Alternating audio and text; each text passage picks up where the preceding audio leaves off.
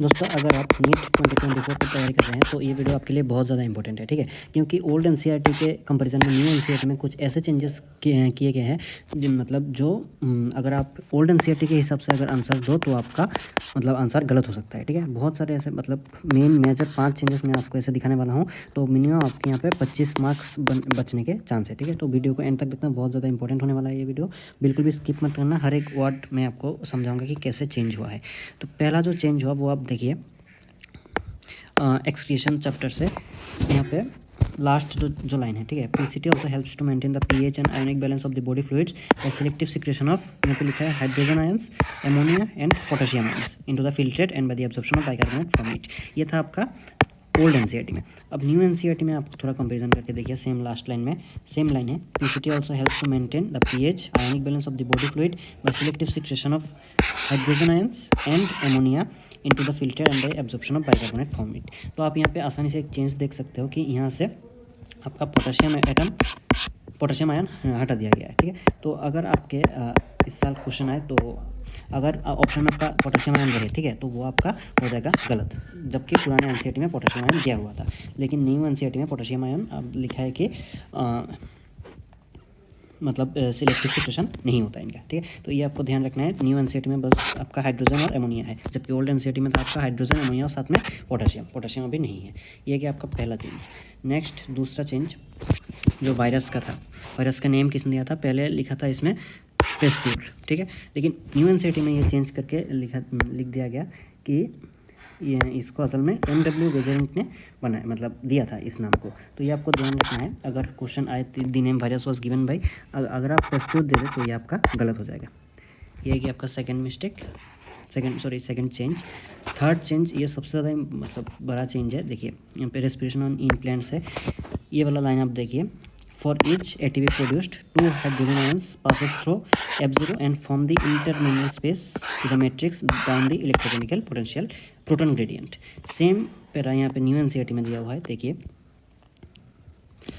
for each ATP produced 4H plus ions passes through the F0 from the internal membrane space to the matrix down the electrochemical proton gradient। तो यहाँ पे कितना बड़ा change है आप देखिए, यहाँ पे तो आपका हर एक ईच ATP के लिए आपका था 2 हाइड्रोजन आयंस, और यहाँ पे लिखा है हर ATP के लिए आपका चाहिए 4 हाइड्रोजन आयंस। तो ये आप मतलब अगर आपका ओल्ड एनसीईआरटी भी है, ठीक है, तो आप उसको आसानी से बड़ा करके मार्क करके रखिए, ठीक है। ये गया आपका तीसरा। चौथा जो है वो मेनली आपका strategies of enhancement and food production, ये आपको डिलीट कर दिया। लेकिन इसमें ओल्ड एनसीईआरटी में एक टॉपिक था टिश्यू कल्चर और सोमैटिक हाइब्रिडाइजेशन, ठीक है। तो ये आपके न्यू एनसीईआरटी में दूसरे चैप्टर्स में इन्वॉल्व है, मतलब एडेड है। कौन से चैप्टर में मुझे ठीक से याद नहीं, लेकिन है, मतलब आपको नीट 2024 के लिए ये 2 टॉपिक आपको पढ़ना पड़ेगा। तो अगर आपके पास पुराना एनसीईआरटी है तो उससे आप strategies of enhancement of food production से ये 2 टॉपिक आपको मस्ट पढ़ना है, ठीक है, क्योंकि इनसे क्वेश्चन बनने का चांस आपका बहुत ज़्यादा है, जबकि ये डिलीटेड सिलेबस है। और फिफ्थ, कुछ माइनर चेंजेस आपको देखने को मिलेंगे, जैसे टीआरएनए का स्ट्रक्चर थोड़ा अलग दिया हुआ है यहाँ पे नई एनसीईआरटी में, मॉर्फिन का स्ट्रक्चर थोड़ा बदला हुआ है, और कुछ डिलीटेड चैप्टर जो कम्प्लीटली डिलीटेड है वो मैं आपको बता देता हूँ। एक ट्रांसपोर्ट इन प्लांट्स क्लास 11 से कम्प्लीटली डिलीटेड है।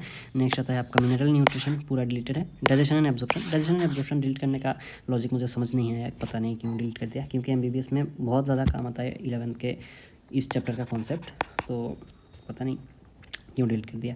नेक्स्ट आता है आपका cluster of reproduction in organism, आपका पूरा डिलीट कर दिया। स्ट्रेटजीज ऑफ फूड प्रोडक्शन आपका डिलीट कर दिया, लेकिन आपको ये 2 टॉपिक आपको पढ़ना है, ठीक है, टिश्यू कल्चर और सोमैटिक हाइब्रिडाइजेशन, ठीक है, और लास्ट में डिलीट कर दिया आपका एनवायरमेंटल इश्यूज।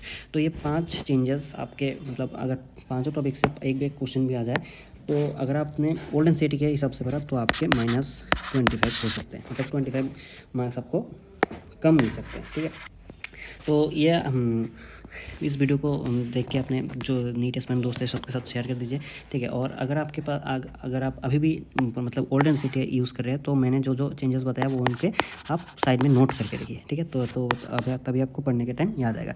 तो वीडियो को अच्छा लगे तो लाइक कर देना, चैनल को सब्सक्राइब कर देना, क्योंकि ऐसे नीट से रिलेटेड वीडियो मैं चैनल पर लाता रहता हूँ, ठीक है। तो मिलते हैं किसी एक नए वीडियो में, देखने के लिए आपका बहुत बहुत धन्यवाद।